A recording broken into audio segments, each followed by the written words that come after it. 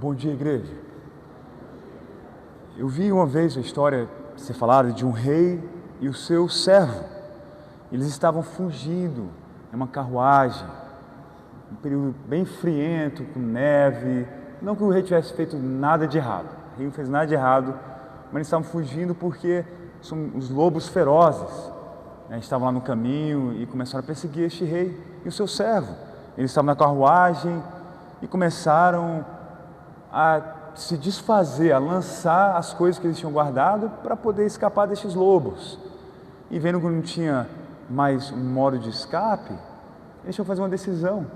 Um deles teria que ser sacrificado, o rei ou o seu servo. E o que foi que o rei fez?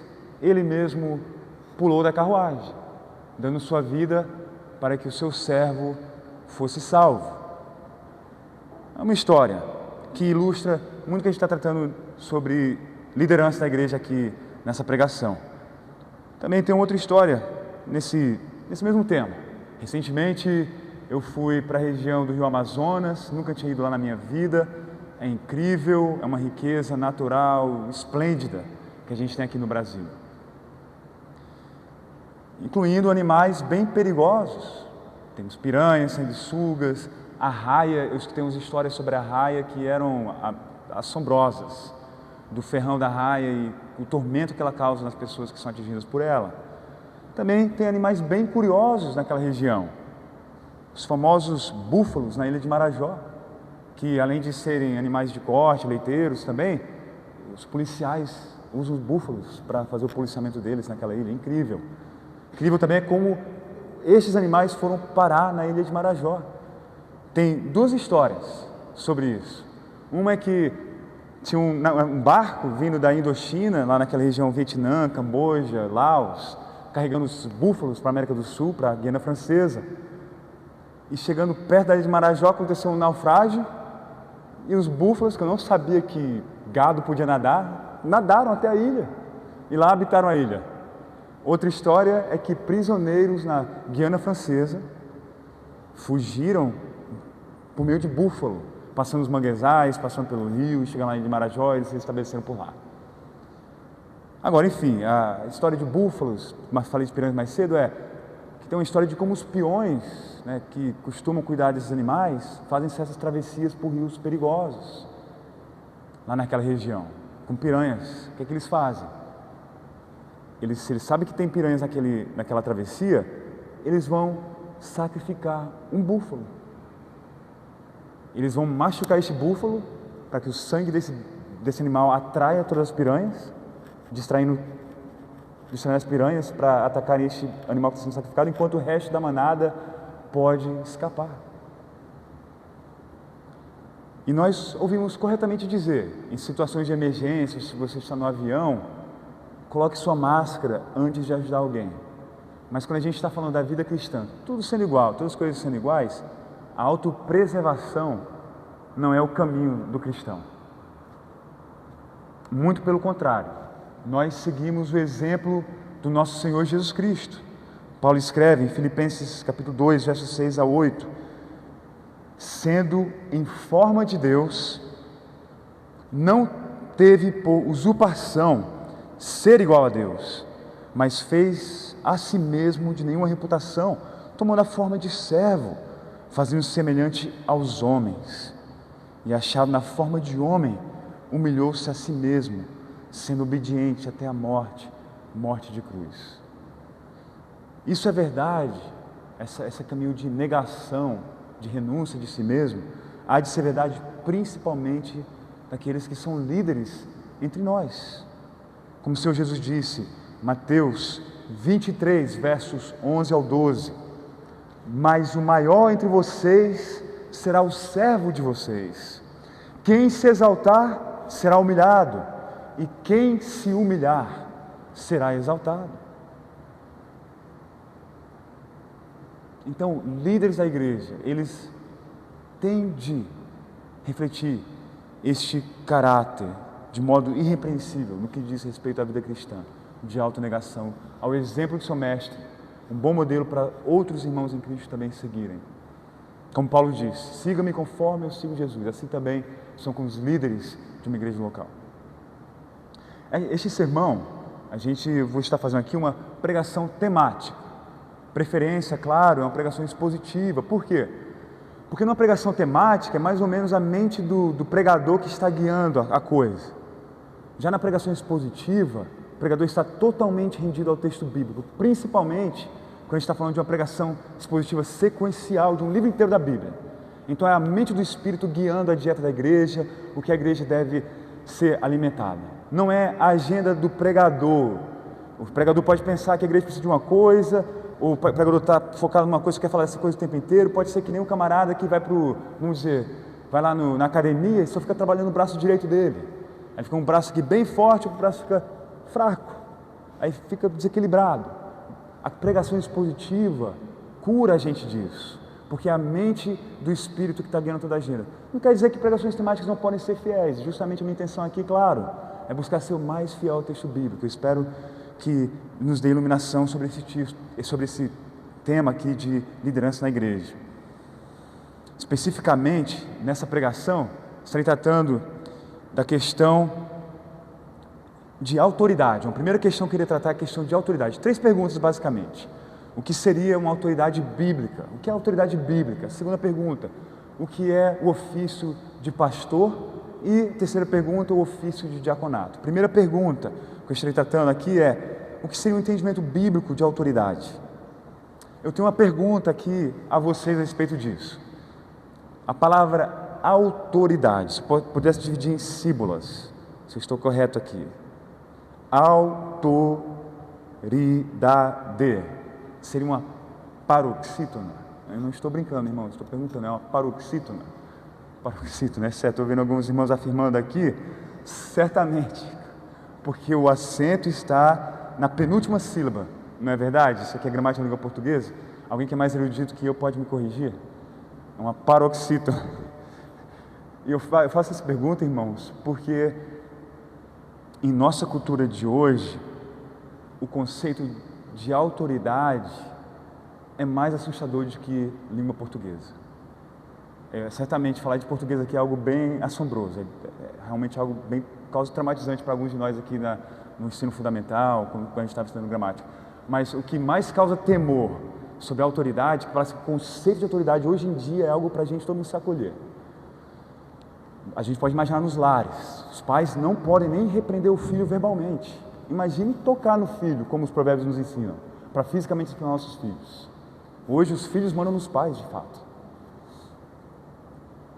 A gente pode ver no campo de futebol, jogadores de mega status, que tem mais influência no time do que o próprio técnico de futebol.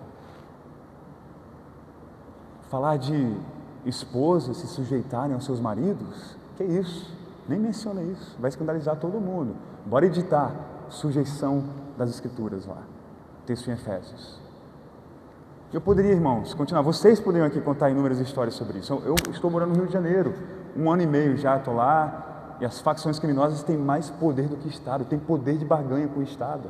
Vocês aqui de Brasília podem falar de inúmeras histórias de abuso de corrupção, abuso de poder através da corrupção e outras maneiras de abuso de poder que a gente tem aqui nessa cidade, que reflete toda a nossa cultura aqui brasileira.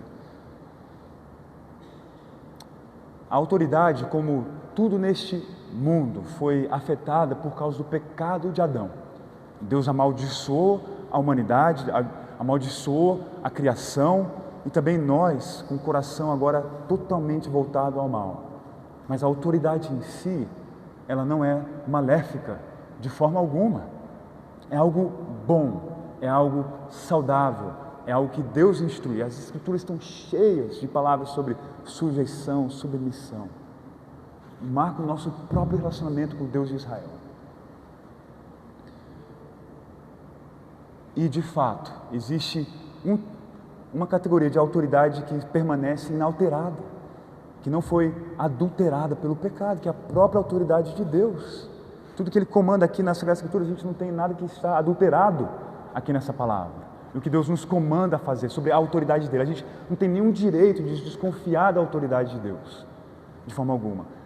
Incluindo concernente o que diz respeito à igreja local, incluindo aos ofícios que Deus instituiu na igreja local, principalmente o ofício de pastor, que são chamados a ser os líderes espirituais da congregação.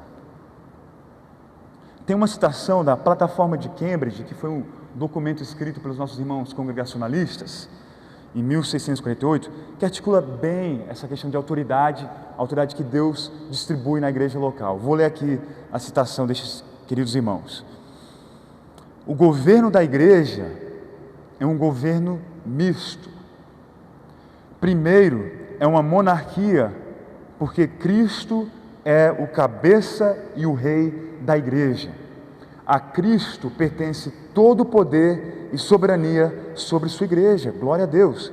Segundo, assemelha-se a uma democracia, porque Cristo concede poder aos membros da igreja para eleger pastores e diáconos e aceitar e remover membros. Principal função de membros aqui: aceitar e remover membros, afirmar a profissão de fé dos nossos irmãos em Cristo e disciplinar quando isso não está acontecendo. Terceiro, assemelha-se a uma aristocracia, porque poder é conferido ao presbitério, pastores, colégio pastoral, equipe pastoral, para liderar, pastorear e ensinar a igreja. Muito instrutiva essa articulação aqui destes irmãos. O poder de Deus na igreja local começa com o próprio Deus, com o próprio Jesus Cristo como o rei da igreja. E que ele então concede o seu poder para os membros e os pastores da igreja. E contanto que os líderes, os membros da igreja estejam conectados, atrelados à videira, seguindo o cabeça da igreja, Cristo Jesus, nós podemos esperar florescimento espiritual nesse contexto de igreja local. Não abuso de poder, não pastor abusando de poder, não membros negligenciando os deveres que eles têm, mas a gente pode esperar uma vida vibrante espiritual da igreja. E a propósito, se você porventura está aqui visitando essa igreja, você não ainda segue Jesus como seu Senhor e Salvador, este tópico de autoridade, reconheço, pode ser algo que você é muito suspeito. Falar de autoridade, de Deus no governo, e por bons motivos. Justamente a gente vê aqui uma criação caída, onde a autoridade é abusada. Mas Deus, Ele é o justo juiz. Ele é aquele que nunca abusa a sua autoridade, e muito menos que tem medo de outras autoridades. Ele não tem medo de julgar o mal. Primeiro, ele não alisa o mal, ele não fala que o mal é bonitinho, tranquilo, continua aí vivendo mal, fazendo mal, perpetuando o mal ao redor, mas ele não tem medo do mal. Ele não tem medo de facção criminosa, ele não tem medo de qualquer nação. Ele é o Rei dos Reis, Senhor dos Senhores, Ele é o Deus do universo. Todos os reis estão subjugados a Ele. E Ele, este Deus, por mais que a gente viva no mundo caído, o pecado também está no coração de cada um de vocês aqui. Se você está visitando, isso inclui você e inclui a mim também. E esse Deus, que é o justo juiz, vai julgar cada um de nós pecadores, sem exceção. Seria injusto de Deus, seria contra o caráter dele deixar o mal passar em branco. Então, se hoje você não se rendeu a Jesus como seu Senhor e Salvador, se você não se arrependeu dos seus pecados, Deus, Ele é o justo juiz, a gente há de louvar Ele pelos seus atributos de justiça, mas Ele, Deus, é um Deus também que é rico em graça e misericórdia. Tamanha é a graça e misericórdia de Deus, que Ele enviou seu Filho unigênito, Jesus Cristo, para morrer na cruz pelos nossos pecados. Quem poderia inventar uma história que nem essa? Quem é que poderia contar uma história tão bela que nem essa? Ainda mais do que isso, quem é que poderia fazer tal ato de amor, de morrer pelos seus inimigos? Somente Deus. E Ele fez isso quando Ele morreu na cruz pelos nossos pecados. Então, se hoje você não está seguindo Jesus, você não tem Jesus como seu Senhor e Salvador, queria encorajá-los a se arrepender dos seus pecados. Certamente faça o bem, e você não há de se gloriar nisso. É o que Deus espera de você. É É um mandamento que Deus tem para toda a criação. Ame a Deus acima de todas as coisas, ame o próximo. Então não é da bondade do meu coração, é opcional, não. A gente tem que fazer o bem ao próximo. É mandamento, não é opcional. E isso é bom. Eu quero viver numa sociedade onde todo mundo faz o bem ao próximo. Quem não quer isso? Continue amando o próximo, servindo, faça tudo de bom, seja uma pessoa maravilhosa, mas isso não pode salvar porque tem pecado no seu coração e Deus é um Deus que não tolera uma gota de pecado, pois é um Deus santo. E o pecado que você faz é uma ofensa contra o próprio Deus. E a única maneira de você pagar a sua ofensa contra o Deus infinitamente santo é infinitamente pagando o preço dos seus pecados, eternamente, no lago que queima com fogo e enxofre. Pode ser mito, parece ser fábula falar de inferno, as pessoas podem debochar, mas não muda a realidade que a Bíblia testifica. Jesus fala mais do inferno do que qualquer outra profeta, qualquer outra pessoa na Bíblia. Jesus, o Deus de amor, também fala da ira santa, de um Deus santo que não tolera o pecado. Se você quer seguir Jesus, fale comigo depois desse culto, fale com o pastor Wellington, qualquer membro dessa igreja. É muito importante você buscar conversar mais.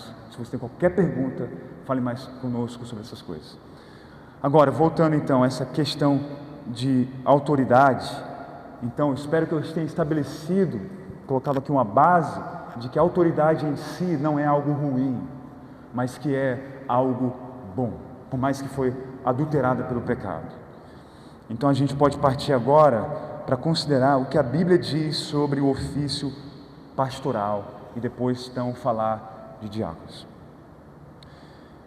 Por que Deus instituiu então o ofício de pastor, presbítero, até bispo? São termos equiparáveis aqui, tudo quer dizer a mesma coisa. Atos 20, 28 explica. Atos 20, 28. Cuidem de vocês mesmos e de todo o rebanho, no qual o Espírito Santo os colocou como bispos, para pastorearem a igreja de Deus, a qual Ele comprou com o seu próprio sangue. Então Deus está aqui delegando a sua autoridade sobre a igreja que Ele comprou com o seu próprio sangue a pastores. Deus está dando essa autoridade, esse poder para eles alimentarem o rebanho. Alimentarem. A gente vê isso de novo, Jesus Cristo dizendo a Pedro, depois de Pedro ter negado Jesus 3 vezes, Jesus Cristo então diz 3 vezes a Pedro, restaurando Pedro, dizendo: apacente ou alimente os meus cordeiros. Pedro, mais uma vez Jesus diz: pastoreie, cuide das minhas ovelhas. Mais uma vez Jesus diz: Pedro, apacente, alimente as minhas ovelhas. Qual é o nosso alimento aqui? É a palavra de Deus, é o pão da vida, é o nosso alimento, a palavra, as Sagradas Escrituras. A gente precisa ouvir de Deus, é o que nos alimenta. Não só de pão vive o homem, mas de toda palavra que vem da boca de Deus. É isso que a gente precisa, mais de comida que perece. A gente precisa das palavras de vida eterna. A gente aqui foi feito para a eternidade. E esse Deus nos dá essa palavra de vida eterna e Ele encarrega pecadores redimidos, que Ele chama de pastores, com esse maravilhoso encargo de alimentar a igreja espiritualmente. Diferentemente dos falsos profetas, que existem falsos profetas. Não foi Edir Macedo que inventou esse falso evangelho de prosperidade que abusa as pessoas, não. Desde a época do Templo de Jerusalém, 2000 anos atrás, Jesus estava lá no centro da espiritualidade do mundo inteiro, lá no Templo de Jerusalém, onde o Deus vivo estava. Jesus chegou lá e revirou a mesa de cambistas, dizendo: não faça a casa do meu pai uma casa de comércio. E também não foi apenas aquele momento, não. Antes de Jesus ter feito isso, os profetas, já tinham falsos profetas que falavam tudo que os reis, aqueles reis pagões, idólatras que traíam a nação de Israel, queriam ouvir. Tinha os falsos profetas que falavam tudo para agradar os ouvidos dos reis. Não eram fiéis a Deus, mas eram fiéis aos próprios desejos deles, as próprias cobiças deles. Então tinham falsos profetas. Então, em Ezequiel, a gente tem mais um exemplo aqui. A palavra do Senhor diz, Ezequiel, capítulo 34: filho do homem, profetize contra os pastores de Israel, profetize e diga-lhes: assim diz o Senhor Deus, ai dos pastores de Israel, que apacentam a si mesmos. Será que os pastores não deveriam apacentar as ovelhas? Vocês comem a gordura, vestem-se de lã e matam as melhores ovelhas para comer, mas não apacentam o rebanho. Vocês não fortalecem os fracos, não curam os doentes, não enfaixam as quebradas, não trouxeram de volta as desgarradas e não buscaram as perdidas, mas dominam sobre elas com força e tirania. Assim elas se espalharam por não haver pastor e se tornaram pasto para todos os animais selvagens. Por isso que quando a gente está falando aqui do ofício do pastor, as qualificações pastorais que a gente vai ver agora, brevemente, a gente não está falando primariamente de habilidade, de ensinar. Certamente é indispensável. O pastor, ele há de ser hábil com a palavra, mas o que mais marca nas qualificações pastorais é caráter. Caráter. Praticamente, aqui, eu gostaria, perdão irmãos, uma pergunta: se você não tem esse folhetinho aqui, por favor, levanta a sua mão, que eu vou estar trabalhando aqui por alguns pontos. Tem uma irmã que pode distribuir. Se você não tem um folhetinho, só levanta a sua mão, nós temos cópias extras. Tá, todo mundo tem, maravilhoso. Então, quando a gente está falando aqui das qualificações pastorais, estamos falando primariamente de caráter. E eu vou ler aqui 1 Timóteo 3, vocês podem acompanhar cada um desses 17 pontos aqui, eu vou ler brevemente, não vou explicar um por um, porém, ficaria feliz em conversar depois mais sobre esses pontos. Mas muitos desses termos são bem explicáveis, mas tem algum que está bem difícil, por favor, fale comigo depois.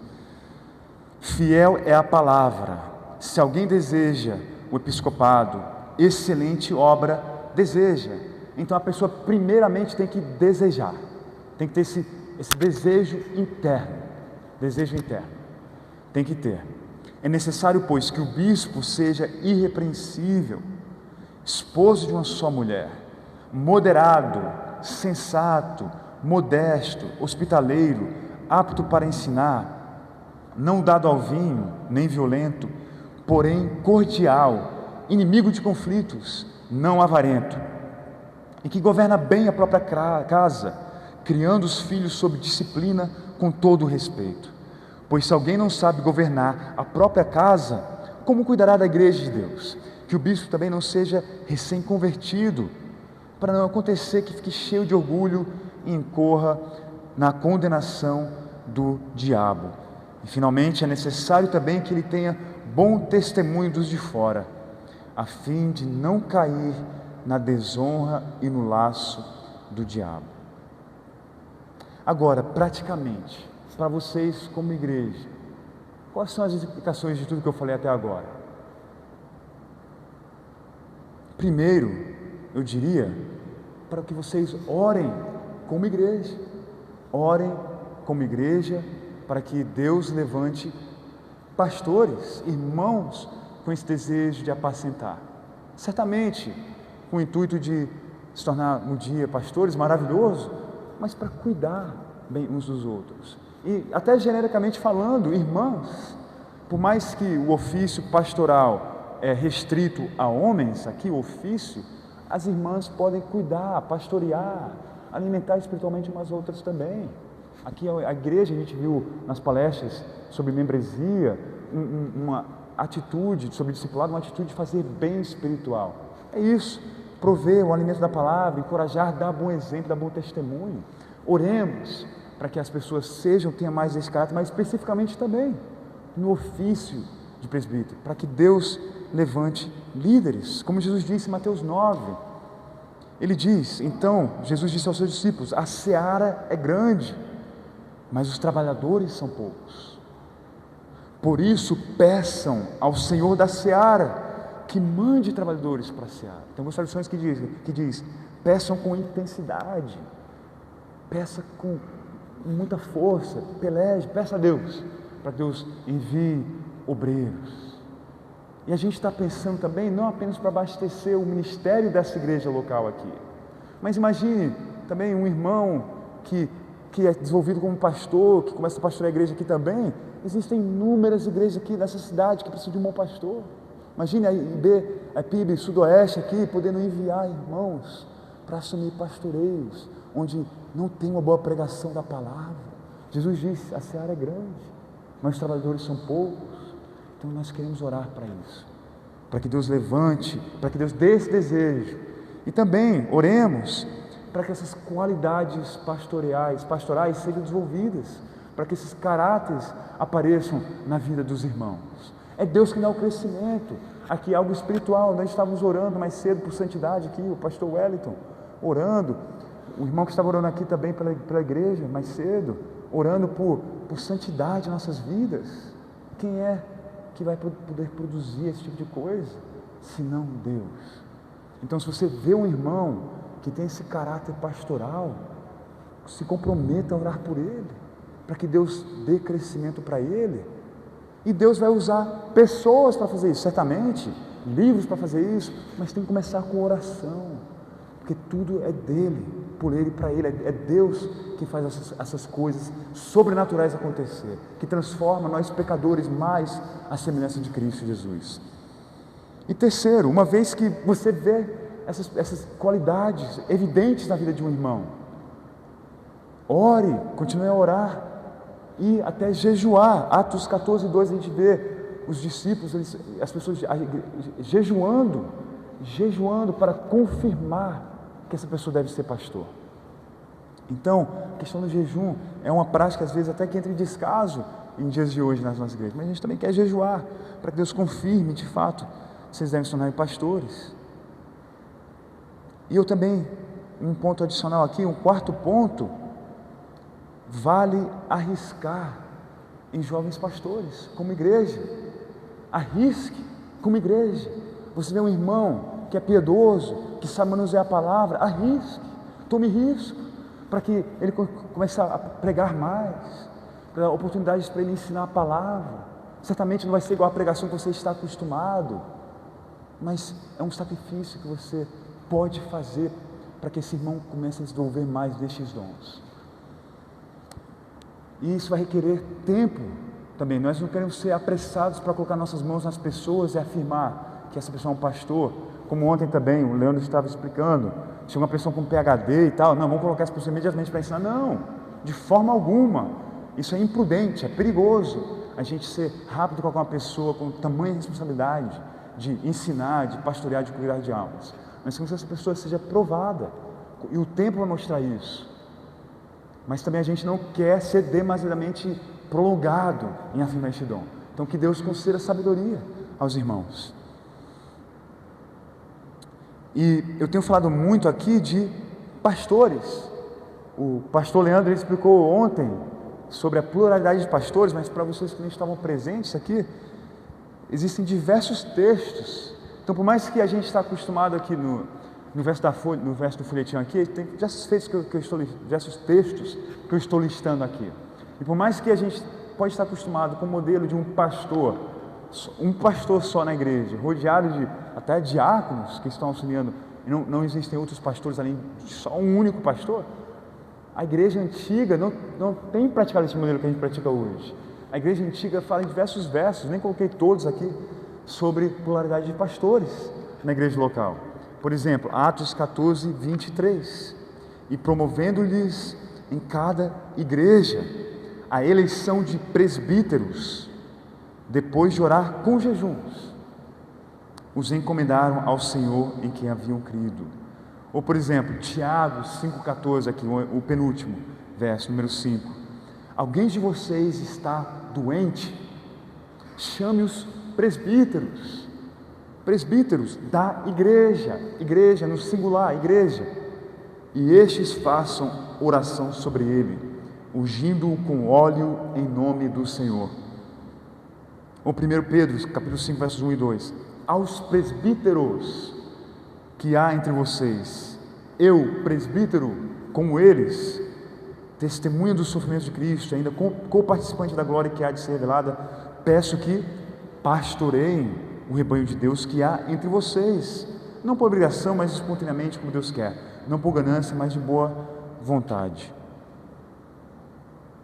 Agora, além de ser um modelo bíblico, certamente a gente há de esperar benefícios deste modelo, coisas práticas, tangíveis. E aqui vai 5 vantagens de ter uma pluralidade de pastores. 5 vantagens aqui, na metade do seu folhetinho, na parte de baixo. Primeiro, prestação bíblica de contas. O pastor da igreja, antes de ser pastor, ele é um membro da igreja, ele é parte do corpo de Cristo, ele não é perfeito, ele tem limitações e ajuda ele a andar na luz com outros irmãos em Cristo, outros pastores que estão caminhando juntos com ele.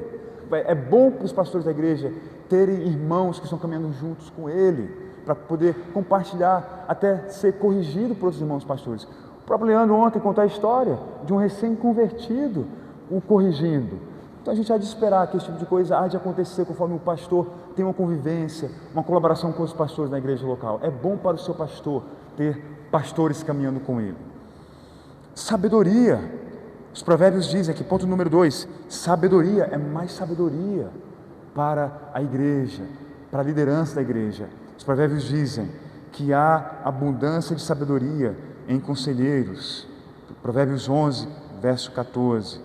Sejam para decisões importantes na vida da igreja, questões práticas na vida da igreja, sejam prioridades espirituais, de ensino, inúmeras questões. A gente precisa de sabedoria.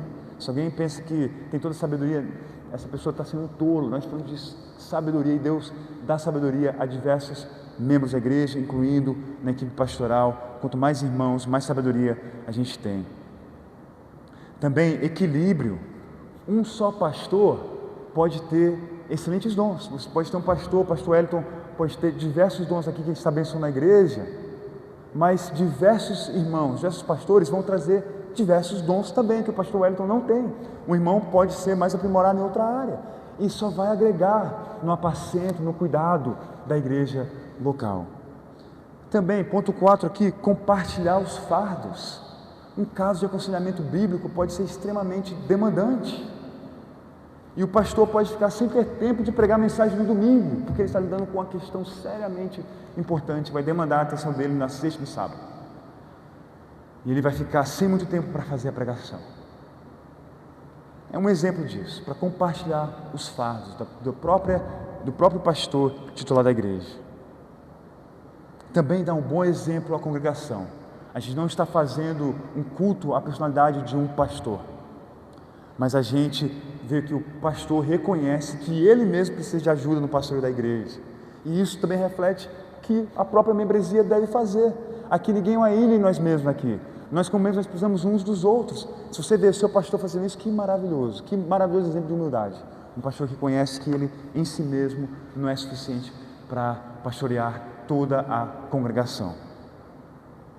Irmãos, tem muito mais a ser falado sobre este tópico de pastores, liderança na igreja, através até de colegiado de pastores, mas eu gostaria de partir para o próximo ponto. Ficaria feliz em conversar com vocês mais a respeito disso depois também.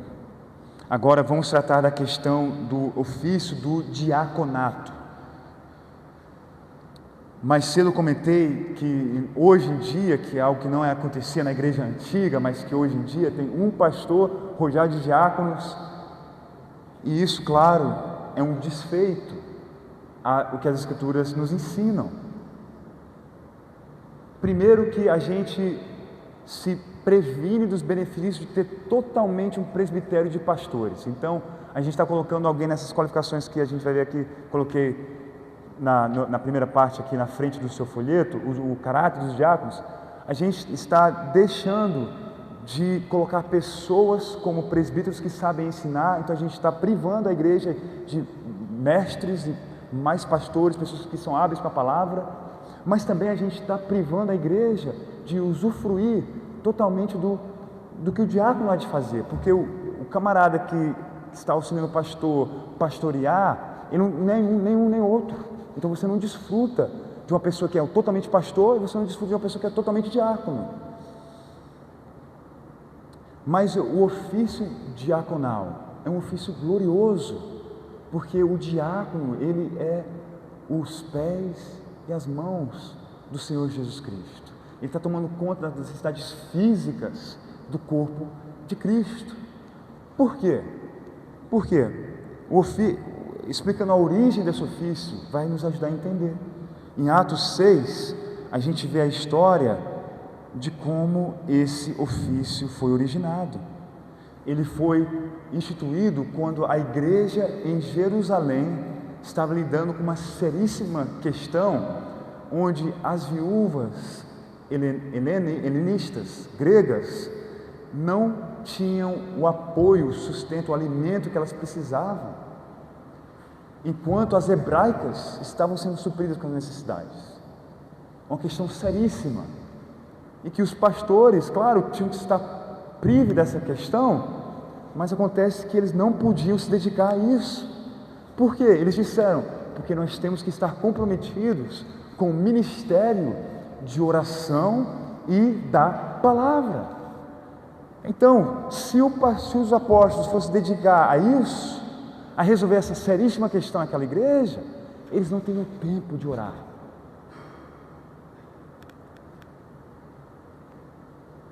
É uma prioridade espiritual dos pastores da igreja, orar. É tão sério que eles disseram, não posso fazer isso magnífico. Quem é um pastor que não quer ajudar a resolver essa questão de alimento para as viúvas? Quem não vai ficar desesperado? Meu Deus, as nossas irmãs aqui estão sem alimentação, estão sendo privadas de alimento. É um impulso do ser humano que tem um coração regenerado, é que resolver essa questão, mas a maturidade desses irmãos, cheios de Espírito Santo, a gente tem que se comprometer à oração e também à ministração da palavra. Então foi o que eles fizeram, criaram esse ofício, é o prototipo aqui do ofício diaconal que nós temos, desse ofício diaconal, levantando homens cheios do Espírito para tomar este encargo, para que os apóstolos pudessem fazer o que eles tinham que fazer e cuidar dessa imensa necessidade no corpo de Cristo. Então a gente vê como esse ofício se desenvolveu e mesmo em Atos 6 nós já temos aqui as qualificações as protoqualificações aqui, ou a protoqualificação que é para eles serem cheios do Espírito. Cheios do Espírito. O que quer dizer cheio do Espírito aqui? Eu sei que a gente pode ser bem místico quando a gente pensa cheio do Espírito. Deixa eu começar a profetizar aqui assim na sua vida, falar que tudo que vai acontecer de milagre na sua vida, né? Começar a falar em línguas. Aqui, irmãos, eu não quero aqui apagar o Espírito de forma alguma. Eu sei que pessoas podem ter uma revelação que pode encorajar alguém. Claro que a gente tem que testar tudo, mas o problema aqui, o nosso problema é o oposto, que a gente só quer ouvir disso. A gente só quer ouvir de profecia e tal, é cheio de espírito, daquele camarada que é bem animado, mas que não fala coisas que são condizentes com a Escritura. A gente tem muito desse tipo de coisa acontecendo, mas cheio do Espírito, nós podemos pensar justamente em 1 Timóteo 3, aqui, versos 8 ao 13, que eu facilitei aqui, coloquei para os irmãos, uma fácil referência para vocês. Cheio do Espírito é ser isso. Cheio do Espírito, Paulo escreve, do mesmo modo quanto a diáconos, é necessário que sejam respeitáveis. Você é uma pessoa respeitável? Você é cheio do Espírito, de uma só palavra. Você não fala de uma boca uma coisa para uma pessoa e fala outra coisa para outra. Você não tem uma língua dupla, né? Você não tem aquela língua dobrada nesse sentido. Não incluída muito vinho, você não é embriagado, você não é bêbado, não é ganancioso, conservando o mistério da fé com a consciência limpa. Também estes devem ser primeiramente experimentados, e caso se mostrem irrepreensíveis, que então exerçam o diaconato. Do mesmo modo, quanto a mulheres, essa tradução da NAA, reconheço, irmãos, que existem divergências teológicas sobre isso, mas eu aprecio essa tradução da NAA. Eruditas gregos vão falar que é um, que é outro, que é só homem, que é só mulher, que aplicam para mulheres também, mas enfim. Mulheres, do mesmo modo, quanto a mulheres, é necessário que elas sejam respeitáveis, não maldizentes, moderadas e fiéis em tudo. Uma irmã que é respeitável, que ela não é maldizente, que é moderada e que é fiel em tudo, ela é cheia do Espírito. O diácono seja marido de uma só mulher, e governe bem os seus filhos e a própria casa, pois os que desempenharem bem o diaconato alcançarão para si mesmo uma posição de honra e muita ousadia na fé em Cristo Jesus.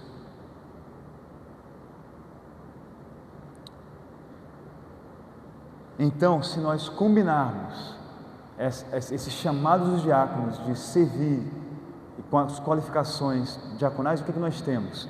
Nós temos irmãos e irmãs cheios do Espírito, que estão trazendo unidade, união na igreja local e auxiliando, liberando os pastores da igreja para focar no que eles têm que fazer.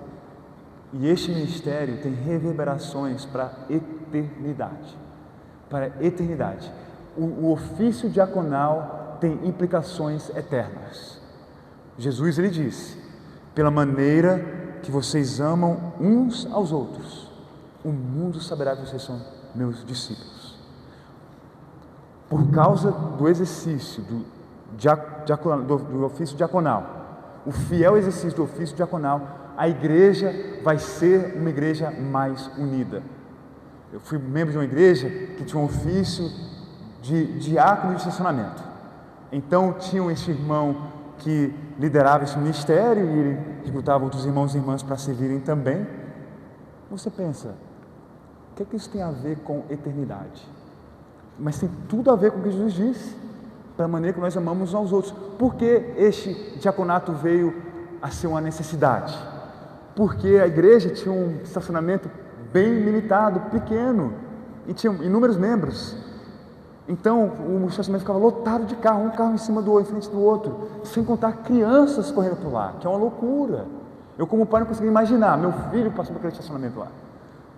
E eles viram a necessidade de fazer o quê? Colocar um irmão diácono, uma irmã, irmãos para servirem nesse diaconato, para começar a regrar a coisa lá. Porque irmãos muitas vezes discutiam, às vezes tinha quase brigas, porque o irmão tinha que sair para o almoço e tá 2 carros na frente dele, e aquela loucura para alguém sair da igreja, porque a igreja gosta de ficar conversando depois do culto, que é algo maravilhoso, que os irmãos gostam de conversar depois do culto, mas não quando o camarada tem que sair logo, que tem um compromisso. Aí que gerava muita tensão. Então eles colocaram este diaconato, a igreja votou para que existisse esse diaconato, para esses irmãos e irmãs que demonstravam ter esse caráter diaconal e também competência para fazer esse tipo de trabalho, poder se exercer. Isso tem implicações eternas. Imagine eu, como não crente, visto na igreja, eu vejo os caras discutindo no estacionamento. Imagina a loucura, crentes brigando por causa de um carro que está estacionado. Não dá bom testemunho. Mas o contrário acontece quando a gente vê a união da igreja, os irmãos se amando, a gente vê a alegria no corpo de Cristo.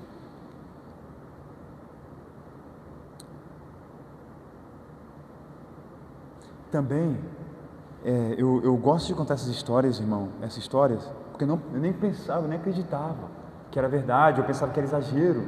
Quando eu via de queixas, né, de pessoas reclamando que o pastor está estudando muito.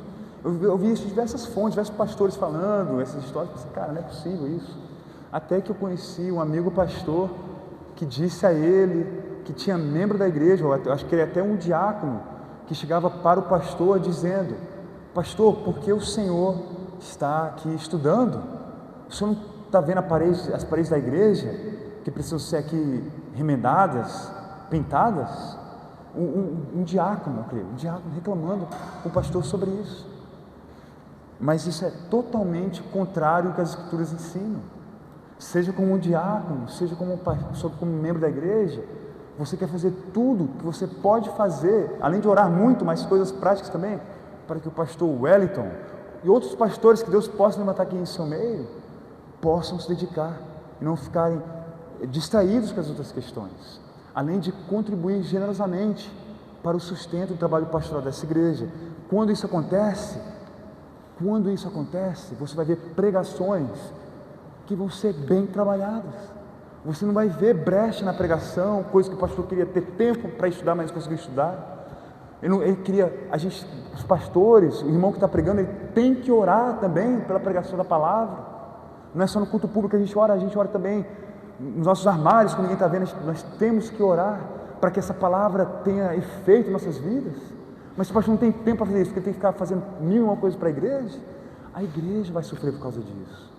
A igreja prospera quando a palavra de Deus é fielmente pregada em nosso meio. Agora, conforme eu chego na reta final dessa pregação, tem um ofício que eu queria mencionar brevemente, que eu não mencionei, nem no começo mencionei explicitamente isso, que é o ofício de membresia. É o ofício de membros, porque se vocês pensam aqui, que falando do ofício diaconal e do ofício de pastor, que só o pastor Wellington que pode ministrar a palavra para alguém, ou que só, uma vez que tem diácono, perdão, irmãos, eu não sei se vocês têm diáconos aqui. Você tem diácono já, pastor Wellington, na igreja? Tem 2. Obrigado. Se vocês pensam que só os diáconos que têm que fazer esses serviços práticos na vida da igreja, irmãos, vocês estão se privando da alegria de servir o corpo de Cristo dessas maneiras.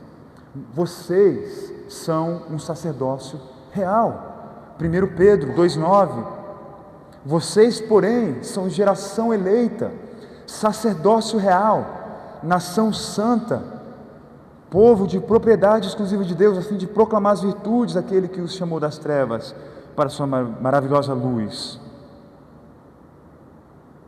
Então, você, como membro de igreja, você exerce o seu sacerdócio real, encorajando um irmão, uma irmã em Cristo nas Escrituras, lendo as Escrituras com ele, lendo um bom livro com essa pessoa, orando juntos, pastoreando, aconselhando. E você também precisa disso aqui. Todos nós precisamos disso aqui. Incluindo também sendo o que Cristo fez, amar uns aos outros. Cristo foi lá e serviu os seus discípulos, lavando os pés deles. Simboliza um cuidado também prático com o próximo. Cristo alimentou as pessoas. Cristo também sabia das nossas necessidades físicas. A gente não tem um Deus que é distante das nossas necessidades do dia a dia. A gente viu até a maneira que o próprio diaconato foi instituído aqui, foi questões de alimentação, de provisão, das coisas bem básicas aqui. Se você pode suprir essa necessidade, tomar liderança, iniciativa, tome iniciativa. Essa é parte do seu discipulado como cristão. Parte de você seguir Jesus é fazer isso também na vida da sua igreja. E queria voltar agora, irmãos, onde nós começamos essa pregação. Eu contei aquelas 2 histórias lá, do rei e seu súdito, do rei e seu servo, e também da história da travessia dos búfalos, onde existe essa questão de autonegação. E eu queria encorajar os irmãos, como igreja, a seguir este exemplo de Cristo, o próprio exemplo de Cristo, que negou a si mesmo, ao ponto de morte de cruz. Claro que você não pode morrer pelos pecados de outro irmão. Você só pode morrer pelos seus próprios pecados. Eu falei isso mais cedo, compartilhei o Evangelho. Mas uma vez que você é remido, você é uma nova criatura de Jesus, você carrega a sua cruz e segue Jesus negando a si mesmo. E isso pode incluir o próprio, por exemplo, pastor Wellington, negando a si mesmo. Como? Dando oportunidade, vamos dizer, para um irmão, por mais que o pastor deve amar pregar a palavra, é muito bom estudar a palavra. Todo esse trabalho de pregação é um trabalho maravilhoso. Eu comecei a fazer isso recentemente. Que labuta maravilhosa. Poder dedicar seu tempo para entender melhor a Bíblia. É um privilégio poder fazer isso. Mas poder dar oportunidade para outro irmão fazer isso. Requer a autonegação do pastor quando ele faz isso. Requer também vocês, como igreja, vocês querem ouvir o pastor Wellington pregar. E você vai ter um irmão mais novo pregando, por exemplo. Às vezes o irmão vai fazer um erro. Pô, queria ter ouvido o pastor Wellington pregar. Mas amém, você está investindo aqui no irmão, para que ele tenha a oportunidade de se desenvolver. E é incrível, conforme um irmão vai pregando, como vai se desenvolvendo aqui. O pastor Leandro e o Emerson, pastor também. Os irmãos são veteranos aqui, eles estão me dando inúmeros conselhos. João, tu vai melhorar nisso, cara. Melhora nisso, vai melhorar. Eu só posso melhorar se eu tiver a oportunidade de fazer isso. Então você está investindo no reino de Deus. Também, se Deus quiser, Deus levantando outros pastores, um dia vai chegar que vai ter uma igreja, pode chamar um casal aqui maravilhoso, que vocês amam tanto, mas você vai ter que abrir mão desse casal, para que eles possam abençoar outra igreja. Vocês estão negando a si mesmo. Negando a si mesmo, talvez você tenha recursos suficientes para comprar um carro novo, que você não precisa, um iPhone novo que você não precisa. Em vez de você fazer isso, você vai dizer: pastor, eu quero comprar uma série de livros para aquele irmão ali, que eu vejo um dom nele, pastor, para ele ler esse livro, conversar com o Senhor sobre esse livro, sobre essas coisas, para ter algum tipo de estágio pastoral, eu quero investir meu dinheiro nesse tipo de coisa. É negando a si mesmo, negando certos confortos que você poderia ter. Irmãos, eu poderia aqui começar a enumerar inúmeras maneiras que a gente pode negar a nós mesmos, e vocês também. Deus dá o Espírito dele em você para vocês amarem, para vocês saberem como vocês podem investir no reino de Deus, negando a si mesmo. E é justamente agora, irmãos, que eu queria parar essa pregação e orar para que Deus nos ajude a fazer mais disso, para o bem da igreja dele, para a proclamação do Evangelho nessa cidade e também, acima de tudo, para a glória de Deus. Vamos orar, irmãos?